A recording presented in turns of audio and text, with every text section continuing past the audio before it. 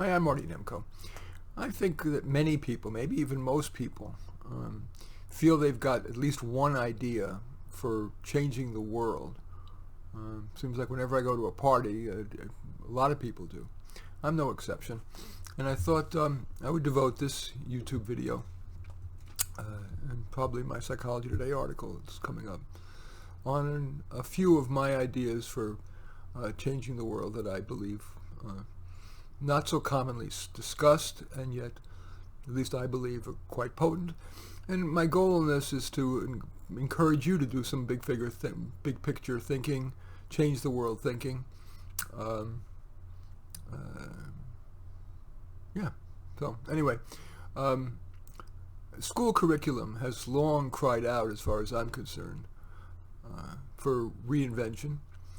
When I think about how little most people use of their geometry, calculus, stochastic processes in chemistry, understanding of Shakespeare, and let alone being able to understand the implicit themes, even foreign language, art history, etc. It's not that those don't have value, they do. But it strikes me that there's only a certain amount of time in the school day, and more importantly, only a certain amount that students will remember. And more important is to just remember factually, but incorporate. So it seems elitist and it's not like I'm against intellectual elitism at times, but it seems too elite to say the kids have to learn that stuff before graduating, and yet they're not required, for example, to be good at conflict resolution or financial literacy so they don't get screwed and they are able to maybe save some money, career guidance so they can find a well-suited career that they would enjoy, real good sex education that really is critical incident driven. What do you do when he says, "Baby, if you loved me, you would do it. And I don't like to wear a condom," or whatever. I think that my first, quote, big idea is that we need to reinvent school curriculum to first teach what's most central. Of course, I believe reading is important, and mathematical reasoning, estimation, probability. Those things, of course, are important, being able to write coherently. But beyond that, I think the examples I gave, would stand up to a pretty rigorous test of utility. So that's my first idea, reinvent school curriculum. My next idea, let me let you know what I'm going to plan to talk about. So reinvent school curriculum, something I'm going to call ultra classes, which I'll talk about now, what I call Utopia College, reinventing college, reinventing career education, and finally something having nothing to do with career education, reinventing how we select our leaders, our political leaders. Okay, ultra classes.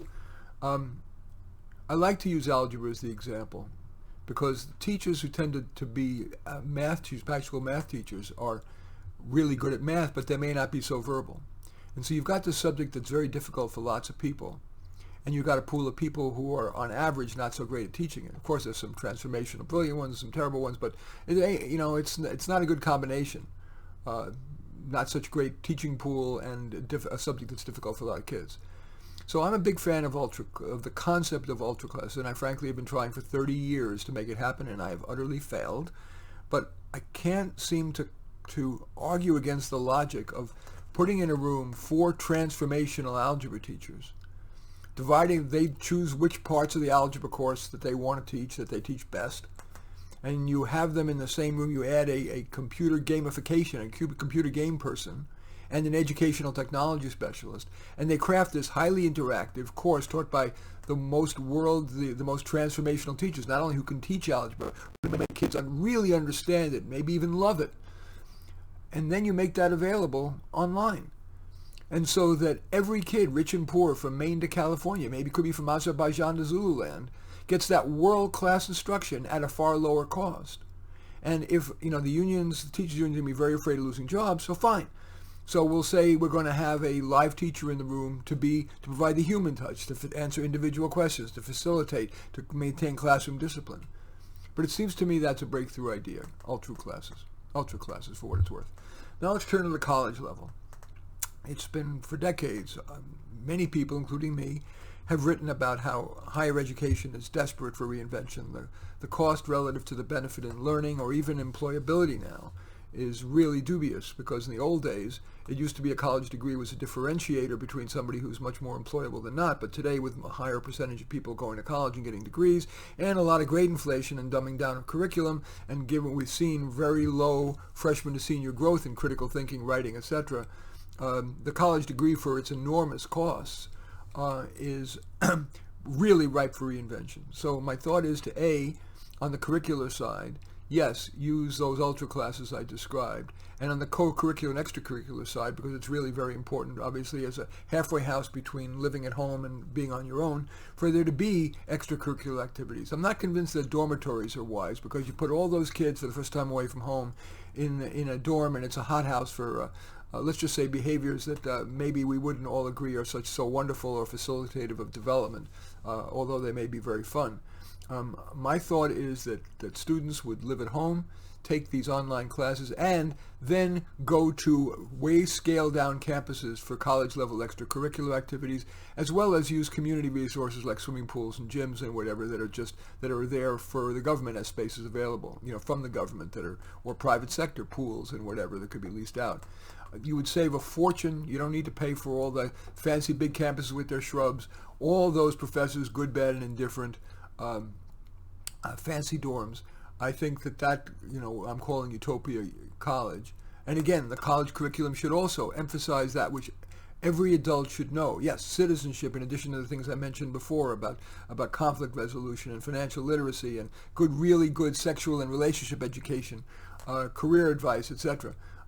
Good citizenship, especially starting at the college level, becomes extremely important, teaching a sense of civic responsibility and, importantly, ethics, which I am very sad to see that ethics, in the way in which, I'll just say, I don't want to be controversial, so I'll just say some of society's most influential entities, online and otherwise, are sacrificing ethics in the favor of their ideological beliefs, and that concerns me profoundly. I know that word's a strong word, but I believe it.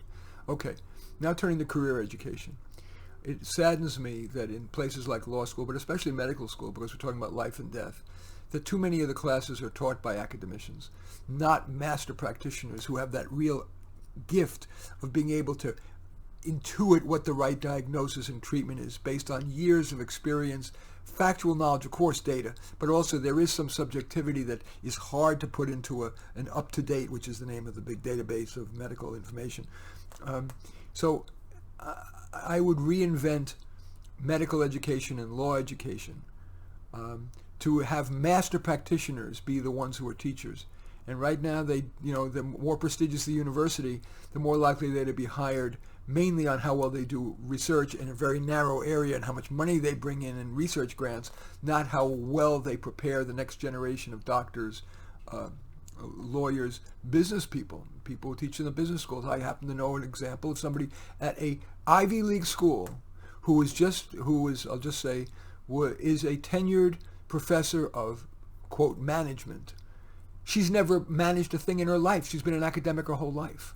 There's something wrong with that, especially given the amount of money and the time it takes.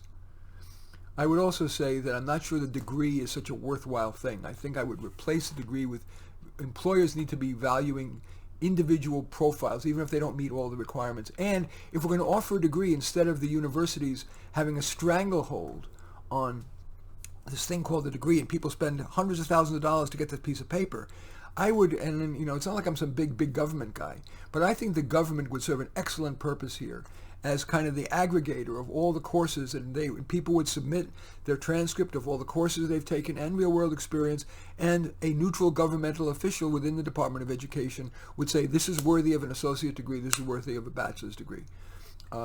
That would save a fortune and I think create a uniform standard for what a bachelor's degree means. Okay. Finally, I want to talk about leaving the world of career and education. It is obscene, and I think that's a fair statement, how we select our leaders. Even if you're as low level as a city running for city council, it's pretty much a 4-year press the flesh campaign of fundraising to fat cats and special interests, both from the left and the right, which makes you beholding to them. And because of that, and all of the campaigning, even just the time and effort, that discourages the best and brightest people to run. And I think there's no more vivid example of that than our 2 presidential candidates. It's hard to imagine that either of them is the best person in the nation to lead the largest country in the free world, the most powerful. So what I propose is to replace elect with select. What I would be doing would be, well, let me not go there. Let me go here more. It's less radical. I would limit campaigns to 2 weeks long, 100% publicly funded. Again, I'm not normally such a huge, big liberal, but I do believe in 100% public funding. There would simply be 2 televised debates or 1 televised debate that would be moderated by truly fair-minded interviewers, and then a neutral body like Consumers Union would list on their website would list the voting record and positions on key issues of the day. And I believe we would get far better candidates and far better leaders. So that's my core practical belief about how we should reform the election system. Of course, the foxes are guarding the hen house, and so they love the idea of the status quo, because if they're an incumbent, they're going to raise a lot more money, and incumbents mainly win. In any event, those are my thoughts, my big ideas. I'm curious what yours are. But anyway, to summarize, reinvent the school curriculum to focus on what is essential before what is really optional for life success. 2, ultra classes taught by dream teams of the best teachers taught online interactively, so that every kid, rich and poor, can get great education. Utopia College, that would have a way scaled back classes that would academically be mainly taught by these ultra classes, and then the co-curricular and extracurriculars would be in a much scaled back campus, not including dorms, which tend to be not the most facilitative for growth.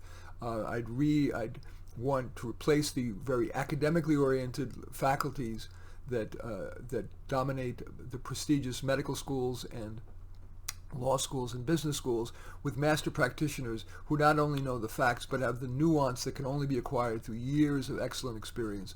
And finally, I'd replace our election system, the 4-year press the flesh system, with a 2-week-long system that was publicly funded and was just one or 2 televised debates, and then the Consumers Union having the track records and platform positions. And I think we would get far better leaders, and in turn a far better country, a far better world. In any event, what do you think? What are your ideas? This is here to, in addition to share my ideas, to trigger your own. Think big, but not violent. Think big, but not violent. At least that's my perspective. Yes, I know violence works. It has worked from the American Revolution on. But I'm not sure that ultimately it's the wisest approach to life. In any event, I do thank you for watching. I'm Marty Nemko. I welcome your thumbs up and accept your thumbs down. I always look forward to your comments, and I especially like it if you hit the share button below, share on your social media, so that my efforts can have broader impact. And I'm flattered if you choose to subscribe to my channel. And in any event, I do thank you for watching. I'm Marty Nemko.